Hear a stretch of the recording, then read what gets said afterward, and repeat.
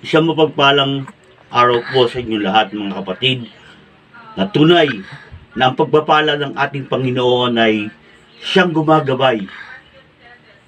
Bukas, March na, at ilang araw na lang po ay isang taon na ang pandemic na ating nararanasan. Ngunit nandoon ang pagpapala ng Panginoon, patuloy niya tayong ginagabayan.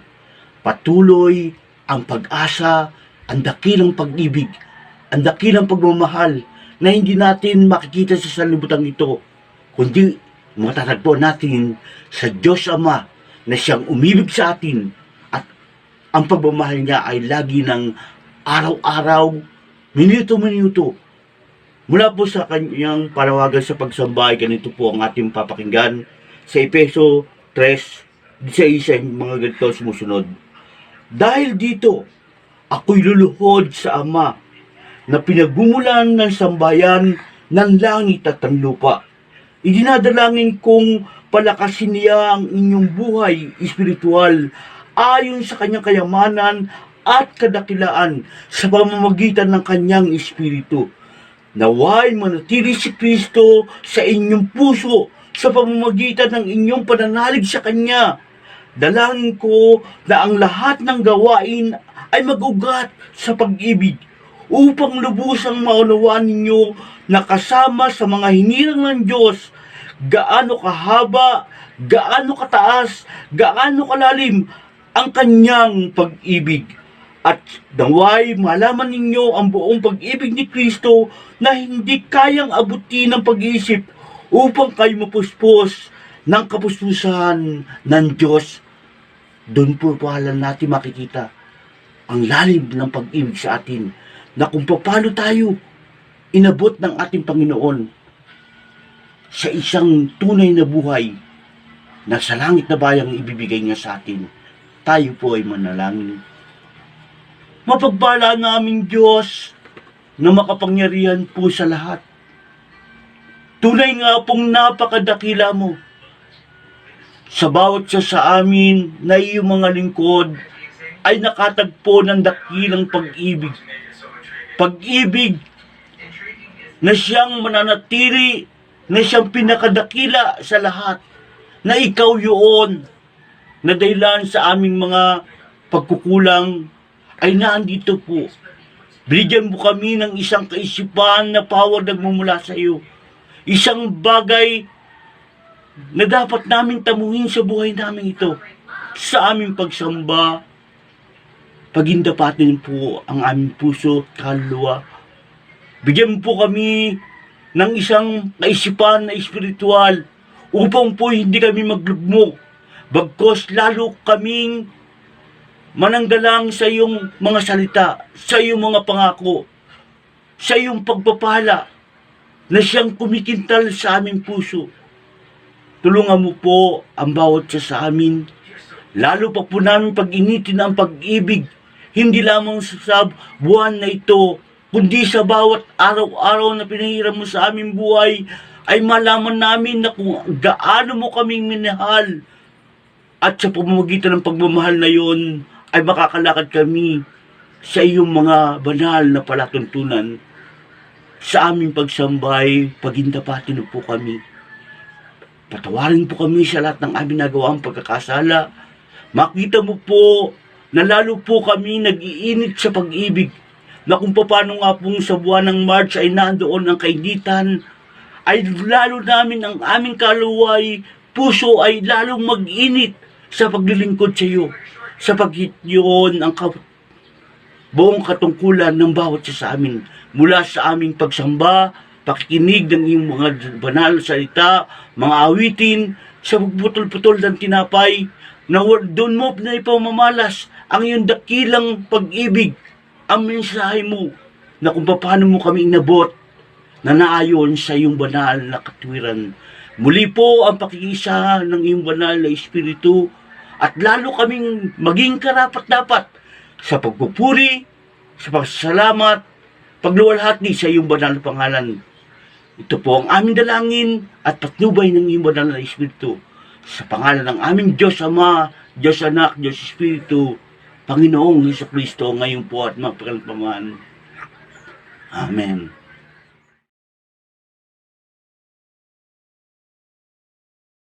Para po sa ating sagutang pagbasa, ating pong basahin ang Book of Matthew, chapter 22, verse 34 to 40. Ito ang nasasabi. Nagtipon-tipon ang mga Pariseyo nang mabalitaan nilang napatahimik ni Jesus ang mga Saduseyo. Isa sa kanila na dalubhasa sa kautusan ang nagtanong kay Jesus upang subukin ito.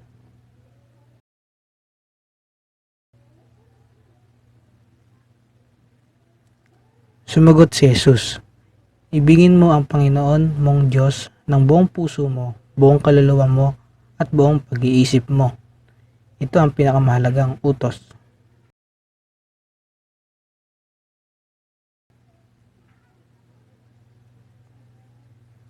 Sabay-sabay po tayo. Sa dalawang utos na ito, nakasalalay ang buong kautusan ni Moises at ang katuruan ng mga propeta. Purihin po ang Panginoon sa pagbabasa ng kanyang salita.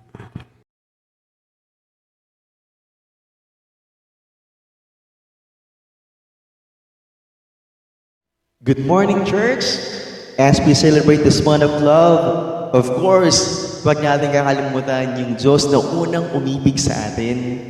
And as a sign of our love, I encourage everyone to please press yung heart button for the entire praise and worship na gagawin natin. Not just for this one song, but all throughout the song. We might not able to express our claps, but at least I know that we will be singing together for the Lord that who always love us. At ngayong umaga, haranahin po natin yung Diyos na sobrang nagmamahal sa atin. Let's declare who He is in our lives as we sing the song. Let's sing King of Majesty. Come on, church. Sing with us. You know that I love you, you know that I want to know you so much more than I have before. These words are from my heart, these words are not made up, I will live for you, I am devoted to you. Come on!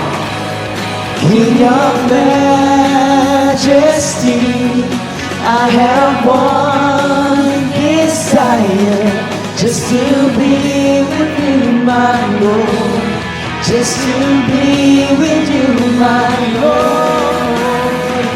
Jesus, you are the Savior of my soul. Yeah, forever and ever I give my praises to you. One more time we'll sing. Come on. You know that I love you. You know that I want to know you so much more than I have before. These words are from my heart.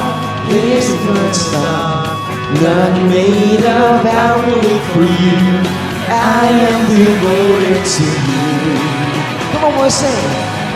King of Majesty, I have one desire, just to be with you, my Lord, just to be with you, my Lord. Jesus, you are the Savior of my soul. Yes, Lord. Yeah, forever and ever I'll give my praises to you. One more time, we'll sing. Jesus, Jesus, you are the Savior of my soul. Yeah, forever and ever I'll give my praises to you. Psalms 29:4 says, the voice of the Lord is powerful, the voice of the Lord is full of majesty, and that God, Lord, loves you so much.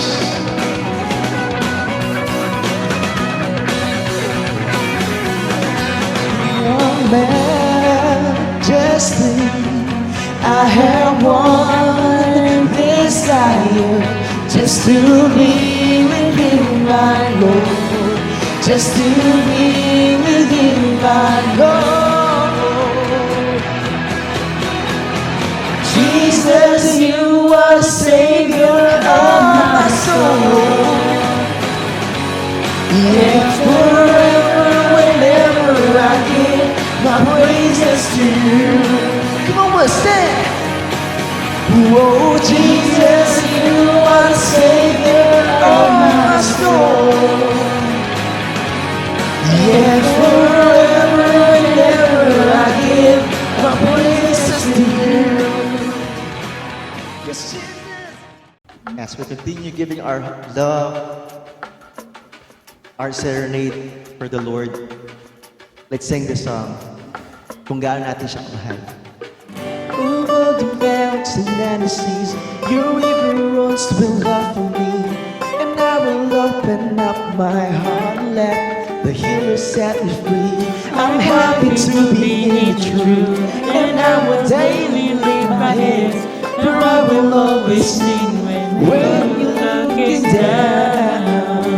I can see your love forever. I can see your love forever. Come on. Haranahin natin ang Panginoon. Let's sing this prayer. We'll sing. Over the mountains and sea, your river runs with love for me. And I will open up my heart and let the healer set me free. I'm happy to be true, and I will daily lift my hands, for I will always sing when you're looking down. I can see your love forever. I can see your love forever. I can see your love forever. I can see your love forever. I can see your love forever. I can see your love forever. I can see your love forever. I can see your love forever. Oh, I can feel it dancing. It's foolishness, I know. But when the world has seen the light, then you will dance and really joy like we dance it now. I can see, I can see your love forever. I can see your love forever. I can see your love forever. The mountains and seas, your river runs with love for me. And I will open up my heart and let the healer set me free. I'm happy to be true, and I will daily lift my hands, for I will always sing when your love is down. I can see your love forever. I can see your love forever. Come on, as we sing the song, alahan din yung mga Panginoon kung saan naramdaman mo yung yakap ng Panginoon, yung pag-ibig ng Diyos sa'yo, yung kanyang pagpapagaling, yung kanyang pagbibigay. Come on, straight out of our hearts as we do this song of praise and love for Him. Come on, sing. I can sing of your love forever. I can sing of your love forever. Yes, Lord, salamat po. And we love you so much. As we continue giving our praise and love to our God, kapatid, alam ko minsan, pakiramdam natin, parang nauubusan tayo ng pag-ibig na ina-expect natin sa kapwa natin, sa family, friends, o kanino man. But please do remember today that you have never been empty pagdating sa love. Kasi yung Diyos na meron tayo was always been there loving us. And in fact, sa sobrang pagmamahal niya sa atin, He gave His only Son for us, who's Jesus Christ. And for that, together, let's sing the song for Him. Let's remember who He is in our life and who has been Him all through. So Jesus, lover of my soul. Jesus, I will never let you go. You've taken me from the miry clay. You set my feet upon the rock, and now I know I love you. I need you. Though my world may fall, I'll never let you go. My Savior, my closest friend, I will worship you until the very end. Jesus, lover of my soul. Jesus, I will never let you go. You've taken me from the miry clay. You set my feet upon the rock, and now I know. Come on, church. Let's sing, I love you. I need you. Though my world may fall, I'll never let you go. My Savior, my closest friend, I will worship you until the very end. I love you, I need you. Though my world may fall, I'll never let you go. My Savior, my closest friend, I will worship you until the very end. Jesus, the lover of my soul.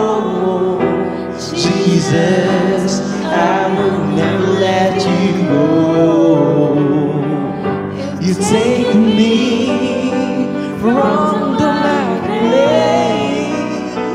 You set my feet upon the road, and now I know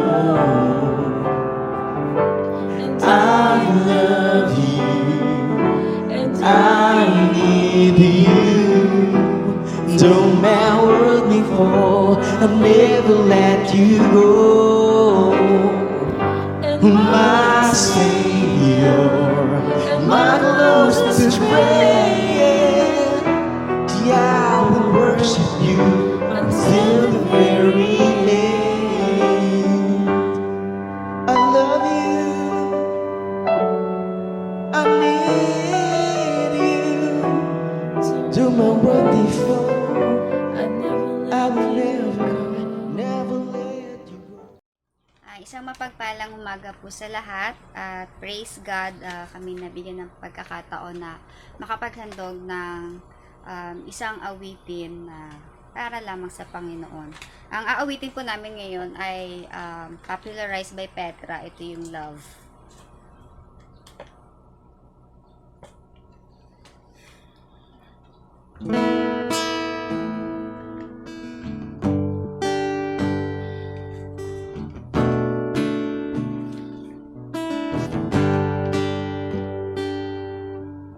Love is patient, love is kind, no eyes of envy, true love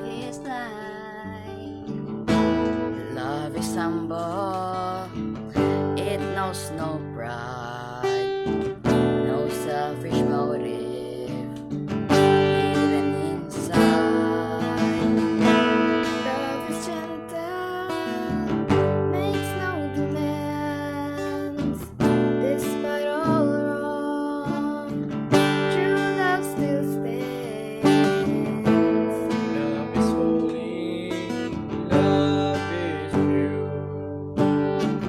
It lasts forever. It won't last. Love knows when to let go. Love knows when to say no. Love knows in the light of the sun, and love shows the world that the Son of Love has come. Love is loyal, it believes the best, it loves the truth, love stands the test. Love is God, sent in His Son. Love forgives all we have done. Love knows when to let go. Love knows when to say no. Love grows in the light of the sun, and love shows the world that the Son of Love has come. In this world where hatred seems to grow, true love slows against the flow and becomes so hard to show. In this world where push turns into shove, we have strength to rise above through the power of His love. Lord, we need to know the power of Your love. Love knows when to let go.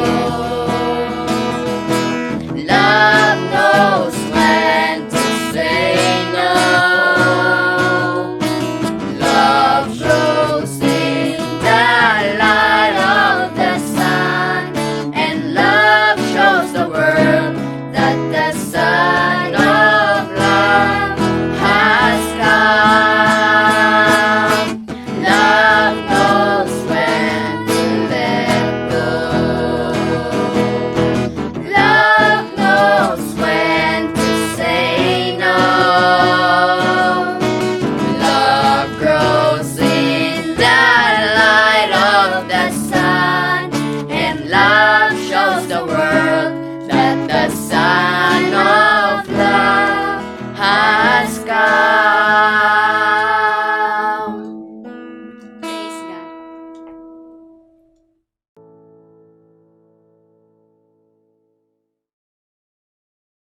Magandang umaga po at kamusta po kayo? At ngayon po ay nasa pakikinig po tayo ng banal na salita ng ating Panginoon. So inanyayahan ko po lahat na buksan po natin yung ating mga puso't isipan sa pakikinig ng banal na salita ng ating Panginoon. So ito na po yung conclusion or pinakalas na topic na madirinig po natin sa buwan po ng Pebrero. So ito po yung love the Lord your God. Dahil sa mga narinig po natin, yung love your family, love your neighbor, love yourself. So lahat ng mga bagay na yon, tatlo na yon, ay mas magagawa po natin, madaling gawin, kung ito yung gagawin muna natin, yung pagmamahal sa Diyos. Napakadali pong gawin, mahalin ang kapwa kung mahal mo ang Diyos.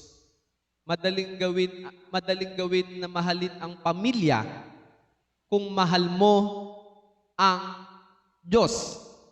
At hindi rin po pwedeng gawin kung mahal mo ang Diyos kung hindi mo rin mahal ang kapwa mo. At hindi rin po maaari na mahal mo ang Diyos pero galit ka sa kapatid mo. So may mga bagay na dapat tayong gawin. Kung mahal mo ang kapwa mo, mahal mo ang kapatid mo, dapat mas higit na mahalin mo ang ating Panginoong Diyos. Pero, ano ba dapat natin gawin? Or, how can I say that I love my God with all my heart, with all my soul, with all my mind, and strength? Mga kapatid, totoo po ba na mahal po natin ang ating Panginoon Diyos? Sige nga po, pakitaas po ang inyong pong mga kamay. Yan. So yan, lahat po tayo magtataas ng kamay kung sinasabi natin, mahal niyo po ba ang Diyos? And we can say, Amen. Yes, Pastor, mahal ko po ang Diyos. Totoo? Mahal mo ba talaga ang Diyos? Alam niyo po mga kapatid, sa ating pong pag-uumpisa, doon sa Mark chapter 12, nagagamitin po natin sa mga teksto, meron po kasing pag-uusap ang ating Panginoon Diyos o si Jesus Christ kasama yung kanyang mga Jewish religious leaders. Ito po yung mga Hudyo na matatalino po talaga. At ang kanilang pag-uusap, unang tanong nila sa ating Panginoon, kanino ba magiging loyal? Sa Cesar ba o sa ating Panginoon? Kaya nga, sinagot ng ating Panginoon itong mga Hudyo doon sa Leviticus 19, verse 18. Tignan nyo po. Leviticus 19, verse 18. Ano sabi niya? Huwag kang maghihiganti o magtatanim ng galit laban sa mga anak ng iyong bayan, kundi ibigin mo ang iyong kapwa na gaya ng iyong sarili. Ako ang Panginoon. At meron din pa po siyang sagot doon sa Deuteronomy. Alam niyo po yung Deuteronomy chapter 6. Yan, sa Deuteronomy chapter 6, verses 4 to 8. Sabi niya, pakinggan mo Israel, ang Panginoong nating Diyos ay isang Panginoon. At ibigin mo ang Panginoon mong Diyos ng buong puso, ng iyong buong kaluluwa, at ng iyong buong lakas. At ang mga salitang ito aking inutos sa iyo sa araw na ito ay lagay mo sa iyong puso. At ang iyong tinuturo ng buong sikap ng iyong mga anak ay iyong sasabihin sa kanila kapag ikaw ay nakupo sa iyong bahay, kapag ikaw ay lumalakad sa daan at ikaw ay nakahiga, at kapag ikaw ay bumabangon. And verse 8, at iyong itali sa mga ito bilang tanda ng iyong kamay, bilang panali sa iyong noo. So ito yung binasa po natin tungkol po sa dakilang utos ng ating Panginoon. Ano po ba ang ibig sabihin ng love God o mahal natin ang ating Panginoon Diyos? Kasi dun sa binanggit natin, love your God with all your heart, with all your mind, with all your strength. At alam niyo po, yung love God, ibig sabihin po niyan sa Hebrew, yung tinatawag na ahab na ginamit po niya. It means to have affection for, or delight in. And sabi nga ito, yung ahab, it means meron tong strong emotion, attachment, talagang pagkakilala sa taong minamahal mo. At gayon din, kapag ginamit niyo po ito yung sa pinag-aaral nga po natin sa Bible study, di ba? Yung agapaw, to have preference for or to wish well. Kaya mga kapatid, yung love na sinasabi, ito po ay, hindi po ito emotion or feeling. Ito po yung love na ito, it is a decision. Tandaan po natin, ito po isang decision of the will to act. Kaya nga pag 'di ba, meron pong isang yung isang kwent na if you love someone, bakit mo mahal yung isang tao? Kasi sila ay mabait sa iyo, sila ay nagbibigay ng mga pera, sila ay nagbibigay ng ulam sa iyo, kaya mahal mo. Pero kapag sila ay tumigil sa pagbibigay sa iyo o pagiging mabait sa iyo, hindi mo na rin sila mahal, 'di ba? So kaya nga po, yung pagmamahal sa Diyos, ito po ay isang desisyon of the will to act na dapat nating gawin. So it means love the Lord your God. Ito po yung strength. 'Di ba? Sinabi na love the Lord your God with all your strength. Yung buong force, buong kalakasan mo, mamahalin mo ang Diyos with all your heart. Ito yung with all your mind, inspires about Him, tungkol po sa ating pagka-Diyos, iniisip mo at you desire kung ano po yung kagustuhan ng ating Panginoon. At with all your soul, with all your mind, lahat ng mga bagay na pwede natin gawin para sa Diyos ay gagawin po natin. Di ba? Kapag mahal po natin yung ating mga mahal sa buhay, yung ating kapartner, lahat binibigay natin sa ating mga mahal sa buhay. At lahat ng ayaw ng mahal natin sa buhay, hindi natin gagawin. Di ba? So yun po yung pagmamahal eh. Kaya nga po, bago po natin gawin yung mga bagay na pagmamahal sa pamilya po natin, sa ating kapwa, kailangan po na mas higit po ito yung pagmamahal natin sa ating Panginoong Diyos. Kaya sabi niya, love the Lord your God. Sabi niya, with all, lahat po, sabi niya, with all your heart, with all your soul, with all your mind, and with all your strength. Kaya nga po, how can I say, I love my God with all my heart? So paano ba natin mapapatunayan at ano ang dapat nating gawin? So number one, mga kapatid, we are to love God with an exclusive love. Wow, napaka-exclusive love, di ba? So pag sinabing exclusive, walang iba. Walang ibang mamahalin kundi ang ating Panginoon. Tingnan niyo po yung Matthew chapter 6, verse 24. Sabi niya, walang makakapaglingkod sa dalawang Panginoon sapagkat kapuputan niya ang isa at iibigin ang ikalawa o magiging tapat siya sa isa at ahamakin ang ikalawa. Hindi kayo makakapaglingkod sa Diyos at sa kayamanan. So ito pong tanong na ito doon sa Matthew chapter 6, ang Diyos ba o ang kayamanan? Diba? So mamaya i-discuss ko po sa inyo itong mga kapatid. Pero kung titignan po natin sa first commandment sa Exodus chapter 20, diba? Ano po ang utos ng ating Panginoon? Huwag magkaroon ng ibang Diyos sa harap ko. Tama po ba? Tingnan niyo po doon sa Exodus chapter 20, verse 3. Di ba? Sabi niya, huwag kang magkakaroon ng ibang mga Diyos sa harap ko. So, ibig sabihin nito, talagang alam ng Diyos na mangyayari na maaring mapunta yung ating pagmamahal. Hindi lamang po itong Diyos. Minsan yung Diyos na tinatawag na, hindi lang po tinuturing ko sa mga santo. Hindi po ito. Yung mga nilililok ng mga tao, hindi po ito. Ito po tinutukoy din doon sa mga maaring kayamanan, maaring mga mahal natin sa buhay, kung ano po yung nagiging priority natin.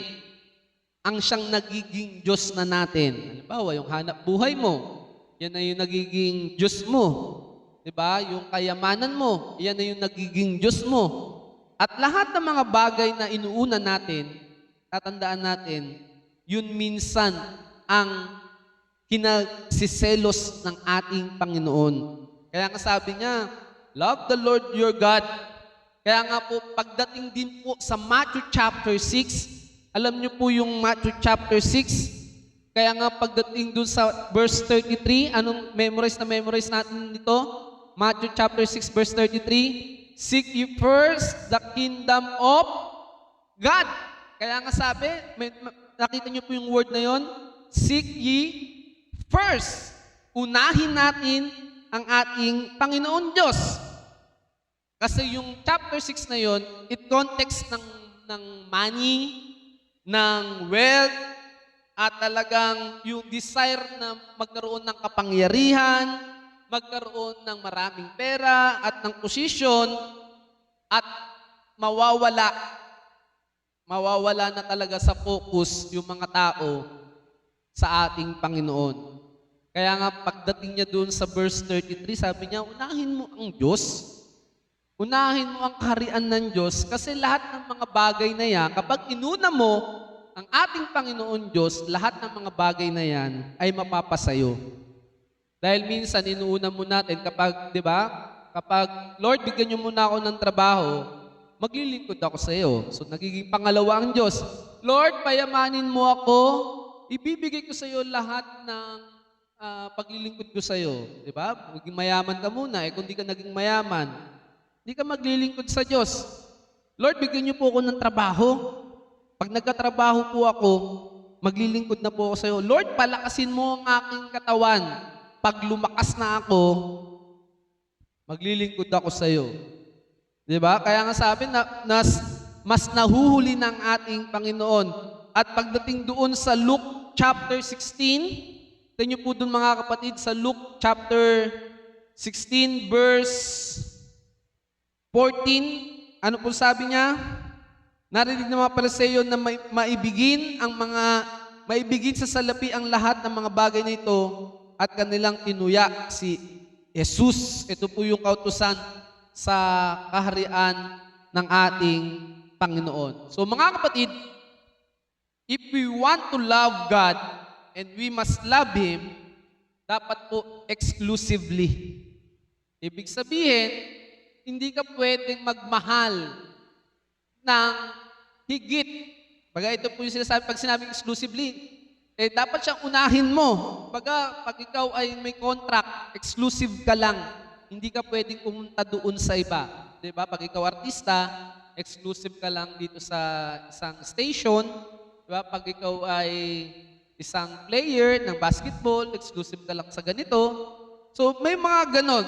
So, ibig sabihin nito, no other gods can have our attention. Yan, yun po yung sinasabi na exclusively na dapat nakatuon yung ating pagmamahal sa ating Panginoon Diyos. Kaya gustong-gusto niya na unahin natin siya kasi nga yung mga dinidesire ng ating mga puso ay siya ring magbibigay sa atin. Kaya nga, if you love God with all your hearts, iniisip natin yung mga gusto ng ating Panginoon. Love your God with all your minds, naka-anchored tayo kung ano ba yung salita at ano ba yung will ng ating Panginoon. With all your soul, iniisip natin kung ano yung nakaka-satisfied sa ating Panginoon, kung ano yung nakaka-please sa ating Panginoon Diyos. So lahat ng mga bagay na yun, gawin po natin. Kung talagang mahal po talaga natin ating Panginoon, with all your strength, kapag tayo buong may kalakasan, yung ating kalakasan, ibinibigay natin sa ating Panginoon. Kaya nga minsan itong yung hearts, mind, soul, and strength, mas maliit minsan yung parte ng Diyos sa mga bagay na ito. Mga kapatid, baliktad. Yung heart mo, yung mind mo, yung soul mo, yung strength mo, dapat po mas malaki po ang parte ng Diyos. na nakukuha niya po sa atin. Dahil kung lahat ng mga bagay na yan ginagawa po natin, if we love God talaga, nuuna natin siya, mga kapatid, yun po yung mga gagawin ng Diyos. Ibibigay niya lahat ng mga bagay na dinidesire ng ating puso. Pangalawa, we are to love God with surpassing. Ito po nga yung po sinasabi na doon sa Matthew chapter 10, di ba? Matthew chapter 10, verse 37 to 39. Matthew chapter 10, verse 37 to 39, ito po sabi, ang umiibig sa ama o ina ng higit kaysa sa akin ay hindi karapat-dapat sa akin. At ang umiibig sa anak na lalaki o anak na babae ng higit kaysa sa akin ay hindi karapat-dapat sa akin. At hindi mapapasan ang kanyang krus na sumusunod sa akin ay hindi karapat-dapat sa akin. Ang nagsisikap maligtas ng kanyang buhay ay mawawalan nito. Ang mawawalan ng kanyang buhay dahil sa akin ay makakatagpo nito. So, ibig sabihin po ito mga kapatid, minsan, mas mahal po natin yung ating pamilya kaysa sa ating Panginoon Diyos. Hindi naman po ibig sabihin ang sinasabi ng Diyos, huwag mo mahalin ang pamilya mo. Hindi po. Kailangan, kaya nga po sabi, ang unang ministeryo mo ay yung pamilya. Hindi po sinasabi ng Diyos na huwag mong mahalin ang pamilya mo. Hindi. Kailangan mo mahalin ang pamilya mo, pero huwag mong mahalin ang pamilya mo na mas higit pa sa Diyos. Bawa, paano ba minsan mahal natin? Alam naman natin na lahat ng mahal natin sa buhay ay mga pahiram lamang. Alam naman natin na lahat ng mahal natin sa buhay ay yan ay bigay ng Diyos.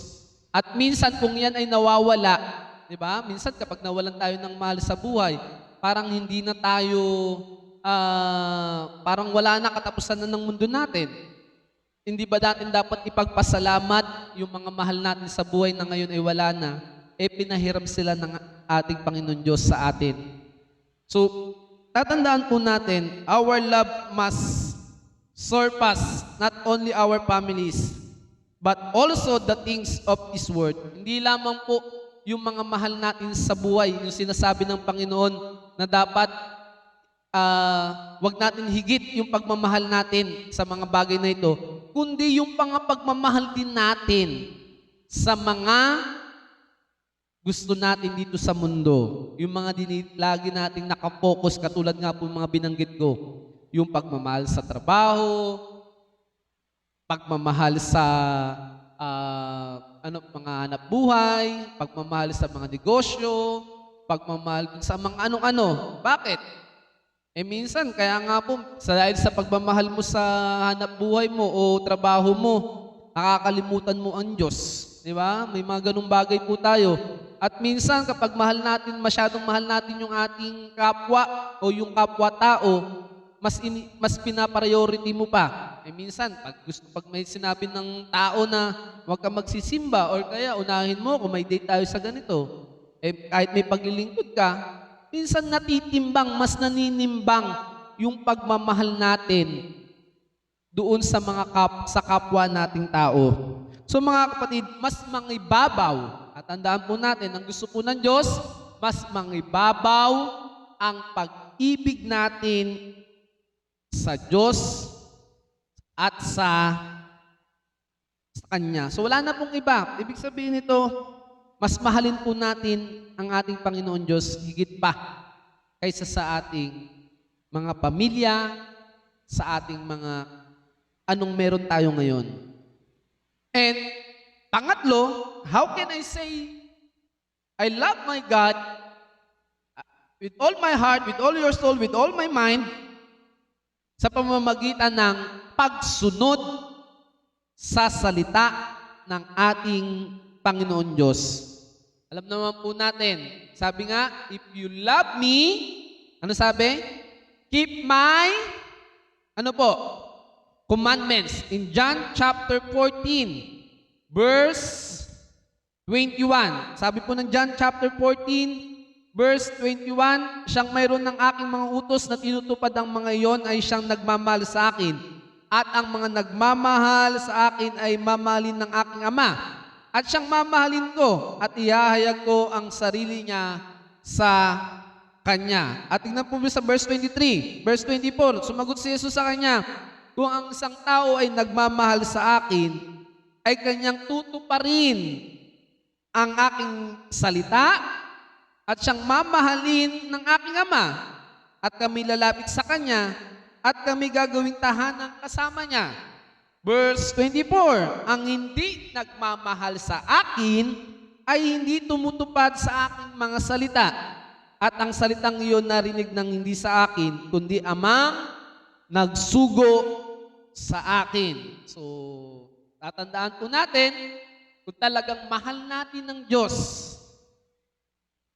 dapat sundin natin ang kanyang mga salita. So, pag sinabi pong salita, hindi po yung selected, hindi po tayo mamimili lamang ng salita na pwedeng kaya natin at yung gusto natin. Pag sinabing salita ng ating Panginoon, lahat ng sinabi niya ay dapat po nating sundin. Kaya nga, obedience to God's commands are evidence that we trust and He is telling the truth. Diba? Kapag sinusunod po natin ang salita ng ating Panginoon, pinapatunayan natin na totoo yung kanyang salita. Totoo yung kanyang sinabi. O bakit nga po tayo nagpapatuloy pa sa paglilingkod sa Panginoon? Bakit po tayo nagpapatuloy? Kasi alam naman natin, kapag nagpapatuloy tayo hanggang wakas, di ba, yung eternal life, sabi ng Revelation chapter 2, verse 10, yun ang meron tayong reward. Meron tayong matatanggap natin yung puno ng buhay. Kaya po mga kapatid, pagsunod po sa ating Panginoon, sabi nga, partial obedience is disobedience. Minsan, sinusunod lang po natin yung mga gusto natin.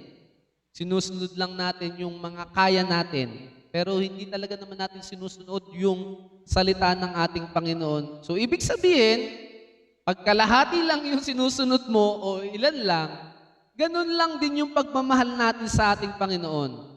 Kaya po mga kapatid, kung talagang mahal po natin ating Panginoon Diyos, sikapin natin masunod yung kanyang mga salita. Kaya nga, hindi po sapat na lagi, Lord, I love you. Lord, mahal na mahal kita. Aawit tayo, mahal na mahal kita. Diba? So, hindi na po ako aawit kasi yung mga pastor na nauna talagang marunong umawit So, hindi na po ako aawit. Diba? Maawit tayo sa Panginoon. Taas-taas natin yung ating mga kamay. Diba? Talagang pinapakita natin sa mga tao na tayo ay naglilingkod. Pero ganun po ba talaga? Sapat na po ba yun, yung mga bagay na yun?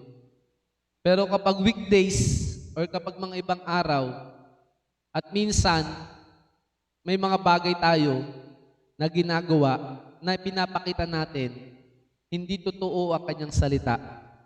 At minsan may ginagawa po tayo mga kapatid sa buhay natin na ipinapakita natin, hindi talaga totoo yung pagmamahal natin sa ating Panginoon Diyos. Halimbawa, pag sinabi ng Diyos na magbigay tayo ng ating mga ikapu, di ba? Talaga bang sumusunod tayo doon sa bagay na yon? Huwag nating kaligtaan ang salita ng ating Panginoon. Huwag nating kaligtaan yung mga pagdalot. Totoo po ba yung ginagawa po ba natin?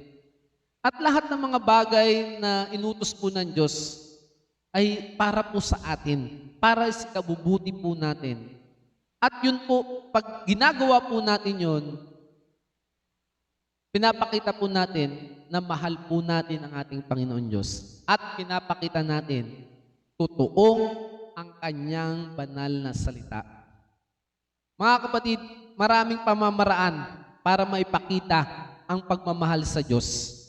Hindi lamang po sa pagsunod, kundi rin kasama rin po ang paglilingkod sa Diyos.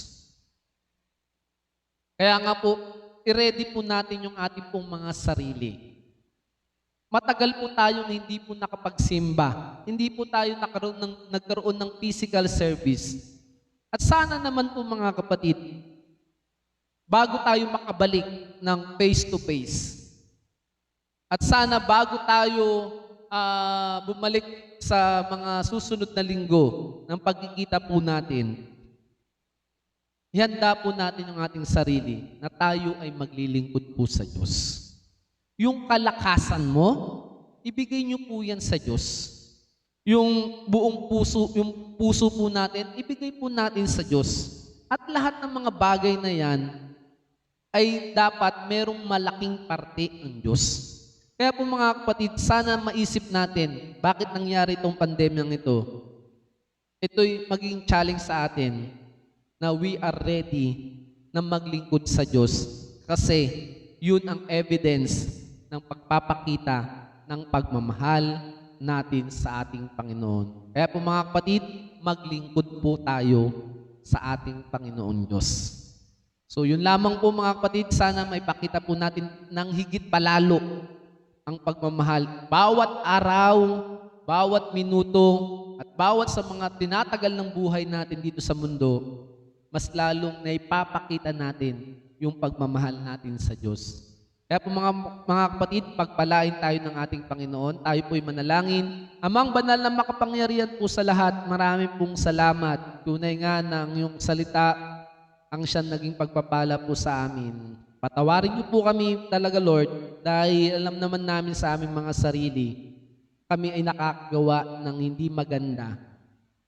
Kami ay nakakagawa ng kasalanan.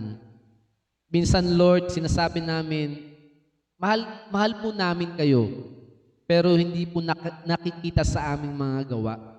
Patawarin niyo po kami, O Diyos. Lord, tulungan niyo po kami na mas mahalin po namin kayo ng higit kaysa sa mga bagay na meron kami. Upang sa gayon, madali na namin gawin kung paano mahalin yung aming kapwa. Madali na namin gawin kung paano mahalin yung aming pamilya. Madali na namin gawin kung paano namin mahalin ang aming mga sarili. Kung mas nakikita, Panginoon, sa aming sarili at ginagawa namin yung pagmamahal namin sa iyo. Father God, bless niyo po ang aming bansa. Tulungan niyo po ang buong mundo sa pandemya na meron kami. At lalo ng higit, ang mga kapatid po namin sa pananampalataya.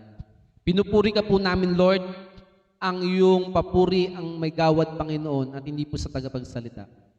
Salamat po, O Diyos, sa pangalan ni Jesus, lahat ay magsabi ng Amen. Magandang umaga po, mga kapatid.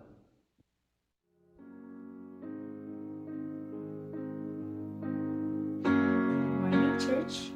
As we gathered here to sing our Lord's Supper song, remember in John 3:16, "For God so loved the world that He gave His only Son, that whoever believes in Him should not perish but have eternal life." This song wanted to describe the love of God. And in Romans 8 verse 35, now we can sing that nothing can separate from the love of God. And as we sing this song, even though we knew our words and songs will never fully describe the glory, beauty, wonder, and power of our God, by this song we can tell how thankful we are for having Him in our lives. This time, ibalik natin yung glory and yung love na nare-receive natin from Him by singing this song. Let us sing, "What a Beautiful Name It Is." You were the word at the beginning, all of good and most high. You're hidden glory in creation, and now revealed in you are Christ. What a beautiful name it is. What a beautiful name it is. The name of Jesus Christ, my King. What a wonderful name it is. wonderful name it is, the name of Jesus.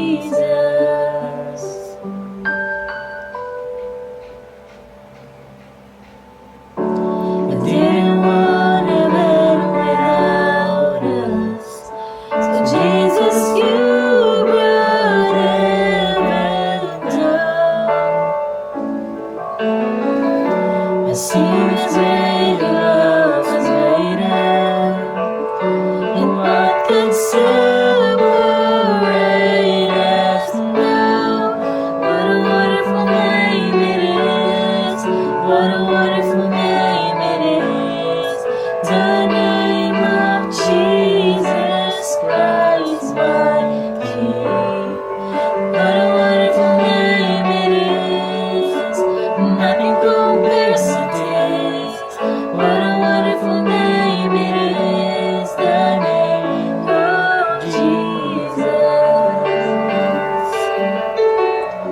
The name of Jesus.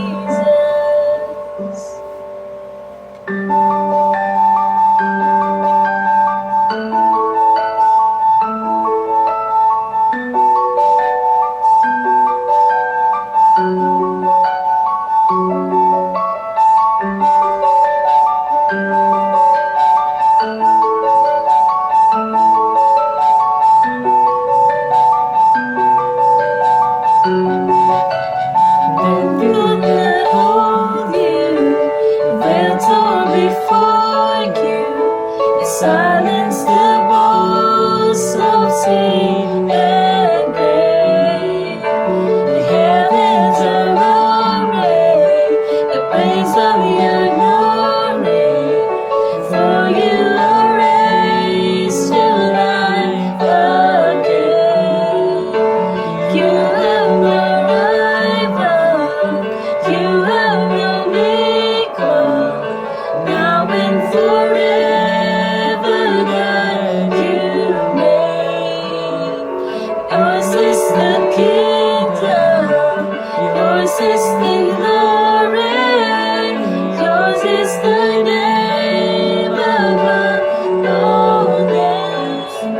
What a powerful name it is, what a powerful name it is, the name of Jesus Christ, my King. What a powerful name it is, nothing can stand against. What a powerful name it is, the name of Jesus. You have no equal, now and forever, God, you reign. Yours is the kingdom, yours is the glory, yours is the name above all names. What a powerful name it is, what a powerful name it is, the name of Jesus Christ, my King. What a powerful name it is, nothing compares to this. What a powerful name it is, the name of Jesus. What a powerful name it is, the name of Jesus.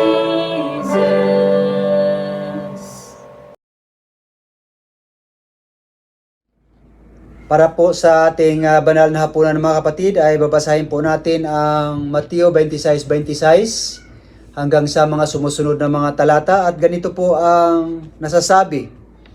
Samantalang sila'y kumakain, dumampot ng tinapay si Jesus at matapos magpasalamat sa Diyos, kanyang pinagpira-piraso at ibinigay sa mga alagad. Kunin ninyo ito at kanin. Ito ang aking katawan, wika niya. Hinawakan niya ang saro, nagpasalamat sa Diyos at ibinigay sa kanila. Uminom kayong lahat nito, sabi niya, sapagkat ito ang dugo ng tipan, ang aking dugo na mabubuhos dahil sa marami sa ikapagpapatawad ng mga kasalanan. Sinasabi ko sa inyo na hindi na ako inom nitong alak na mula sa ubas hanggang sa araw na ang bagong alak ay inumin kong kasalo kayo sa kaharian ng aking Ama. Pagpalaan ng Diyos ang pagbabasa ng kanyang banal na salita. Tayo po ay manalangin mga kapatid. Panginoon naming Diyos, purihin ang ngalan mo. Dinadakila ka po namin sa lahat ng oras dahil sa iyong walang hanggang kabutihan, Panginoon. Sa umagang ito, patuloy ka po naming sinasamba at inaalala ang iyong kamatayan doon sa krus ng Kalbaryo dahil sa aming mga kasalanan. Narito po ang tinapay na larawan ng iyong katawan at katas ng ubas na larawan ng iyong dugo na nabuhos doon sa krus ng Kalbaryo dahil sa aming makasalanan. Pagpalain mo po ito, Panginoon, upang makapagbigay kalakasan sa aming mga pananampalataya sa iyo. Linisin mo po ang aming mga puso't isipan upang maging karapat-dapat kami sa pagkain at pag-inom nito. Patawarin mo po kami sa aming mga pagkukulang at mga kasalanan na nagawa, Panginoon, sa araw-araw. Ito po ang aming samot panalangin sa matamis na pangalan ni Jesus. Amen.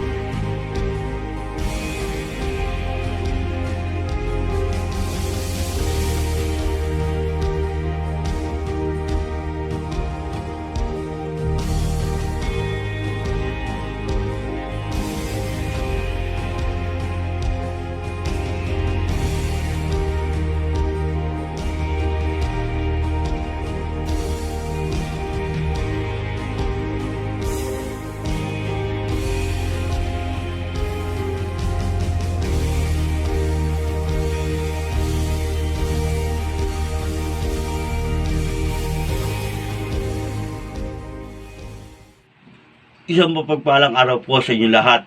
Tunay na panibagong araw na naman po binigay sa atin. Sa pagbibigay ay doon pinadadamanan mo ang pagpapala ng Panginoon. Ganito po ang kanyang sinasabi. Tandaan nyo ito, ang nagtatanim ng kaunti ay mag-aani ng kaunti. At ang nagtatanim naman ng marami ay aani ng marami. Ang bawat isa ay dapat mabigay ayon sa sariling pasya, maluwag sa loob at hindi sa palitan, sapagkat iniibig ng Diyos ang kusang pagbibigay na may kagalakan. Magagawa ng Diyos na pasaganahin kayo sa lahat ng mga bagay at higit pa sa inyong pangangailangan upang may magamit kayo sa mga pagkakawang gawa. Tulad na nasusulat, siyang nagbibigay ng libre sa mga dukha, ang kanyang katwiran ay walang hanggang. Ang Diyos ang nagbibigay ng binhi na tinatanim at tinapay na makakain, at siya rin ang nagbibigay binhi ng mga pagpapalago upang magbunga ng masagana ng ayon sa kanyang mabubuting kaloob. Tunay na ang Diyos ang pinagkukunan lahat ng mga bagay. Kaya kung babalik natin ang pagpapalang nakakamit natin, malaki man o konti, ay siya ang magbibigay ng pagpapalang na ayon sa kanyang kalooban. Tayo po'y manalangin. Mapagpala naming Diyos na makapangyarihan po sa lahat. Nandito po muli ang iyong mga balingkod. Nagpapasalamat, pumupurit mo lahat ni sa iyong banal na pangalan. Dahil lang po sa mga pagpapala, sa patnubay, sa proteksyong binibigay mo sa amin. Na nandito, tinatanggap namin ang kaligtasan na libre. Kaya't may balik namin sa iyo ang aming mga pagkakaloob. Pagpalaan po ito upang sa magkagayon ay magamit sa pagpapalaganap ng iyong banal na salita.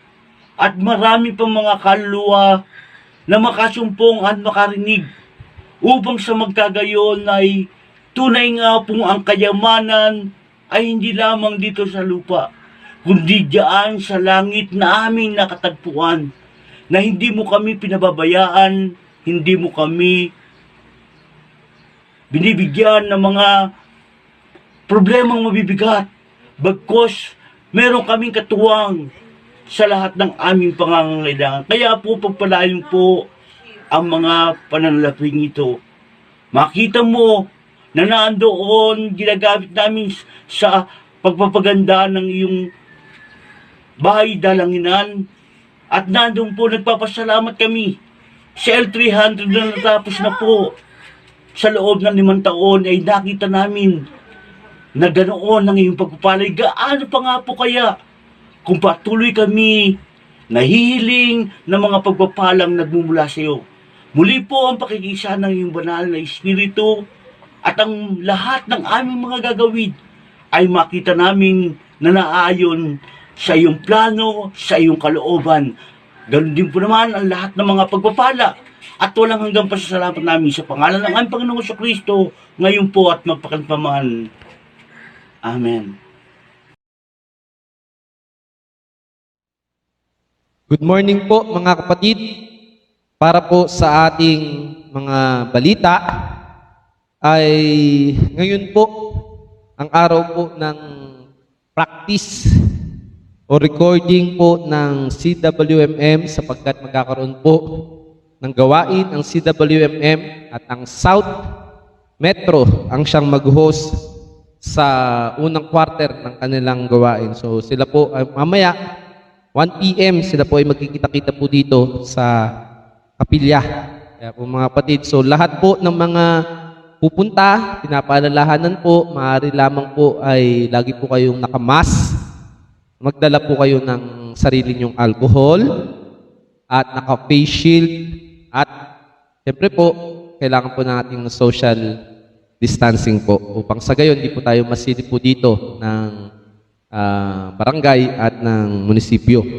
So gayon din po mga kapatid, at nung isang araw o nung February 24 and 25, nagkaroon po ng retreat ang Young Adult Fellowship Officers.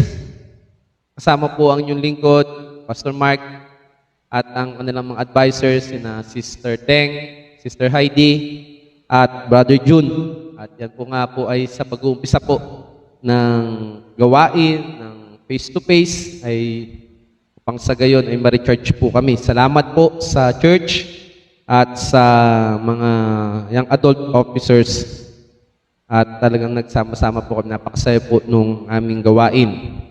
At gayon din po mga kapatid, para po sa ating pong offering. Kaya po mga kapatid, kami po ay nagpapaalala po mga kapatid sa inyo sa mga offering po ninyo, maaari nyo na pong ibigay or maaari nyo pong ihulog sa ating pong mga account na nandyan po. Dahil alam nyo naman po ay meron din po tayong kailangan na bayaran katulad po ng mga Meralco, Nawasa, telepono at sa mga iba pong mga gawain lalo na po sa Ebanghelyo. So maaari po, ni-encourage po namin kayo kung kayo po ay talagang binibigyan po ng trabaho ng ating Panginoon, pinagpapala ang inyong mga negosyo, ay patuloy po tayong maging tapat sa pagbibigay sa ating Panginoon. Tatandaan po natin, ang pagbibigay, hindi po yan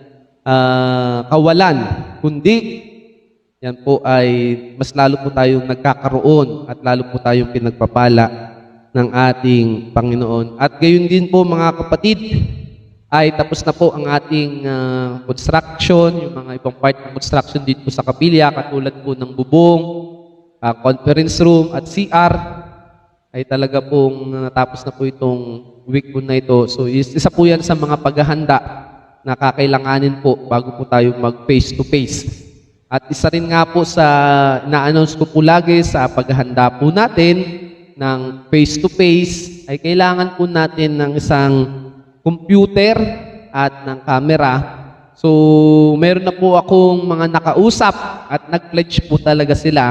So, maraming salamat po sa lahat po ng mga nag-pledge ng 1K o higit pa. Maraming pong salamat po sa inyo.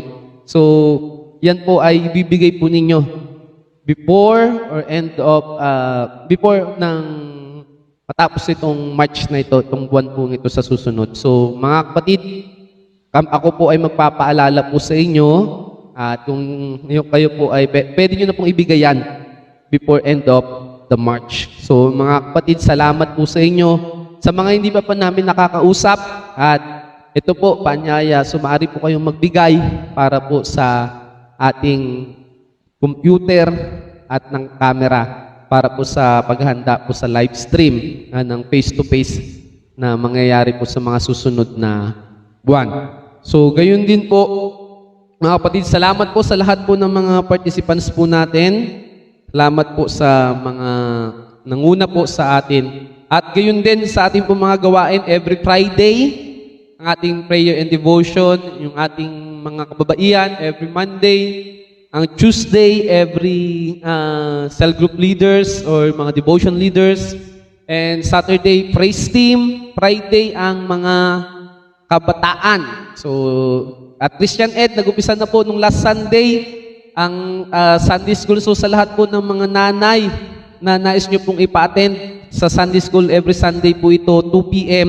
sa pangunguna po nila Teacher Marge, Teacher Dodi. So kayo po ay aming inibitahan every Sunday 2 p.m. via Zoom. So purihin po ang Panginoon.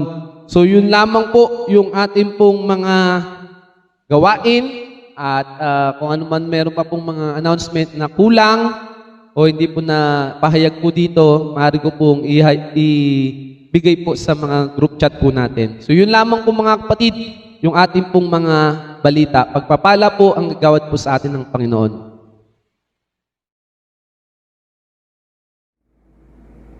Dadako na po tayo mga kapatid sa ating pangwakas na panalangin. Tayo po ay manalangin. Sa muli Panginoon, marami pong salamat sa iyong paggabay sa amin. Lalo na po sa aming pananambahan sa araw na ito, Panginoon. Salamat po sa iyong mga ginamit sa umagang ito upang patuloy ka po naming sambahin at paglingkuran, Panginoon, sa Espiritu at sa katotohanan. O Diyos, sa aming pansamantalang pagtatapos sa aming pananambahan sa araw na ito, pag-ingatan mo po kami, O Diyos, sa lahat ng uri ng kasamaan, lalo na po sa virus na kumakalat na sana di kami mahawaan, Panginoon. Naway matapos na rin po ito, Panginoon, upang makabalik na rin po sa normal ang lahat naming mga ginagawa. Lalo na po, O Diyos, ang aming pananambahan na sama-sama sa iyong iglesia. Subalit kalooban mo pa rin po ang siyang masusunod at hindi ang sa amin. Pagpalain mo po, Panginoon, ang aming mga hanap buhay, Panginoon.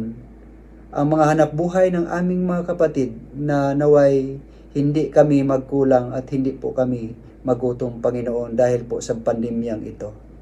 Pagpalain mo rin po, Panginoon, ang mga may karamdaman, ang may mga sakit, Panginoon, tulungan mo po sila na sana'y gumaling na rin po.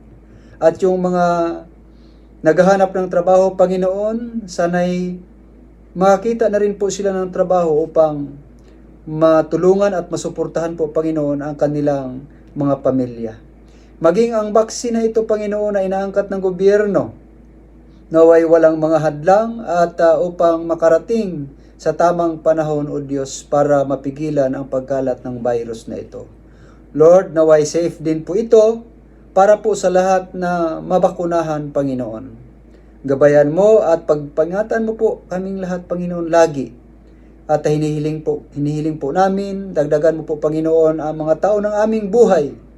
At naway marami pa kaming madalang makaluluwa sa iyong paanan. O Diyos, tulungan mo kami, patawarin mo kami sa aming mga pagkukulang, sa aming mga kasalanan. Ang lahat ng ito ay aming pinagkakatiwala sa iyong banal na pangalan, pangalang Jesus, na aming Diyos at tagapagligtas. Amen. At ngayon, tanggapin po natin ang mayamang pagpapala na nagmumula sa Diyos Ama, ang biyaya na nagmumula sa kanyang anak na si Jesus, at ang paggabay ng banal na Espiritu ay sumasa atin nawa mula ngayon at magpakailan paman. Amen.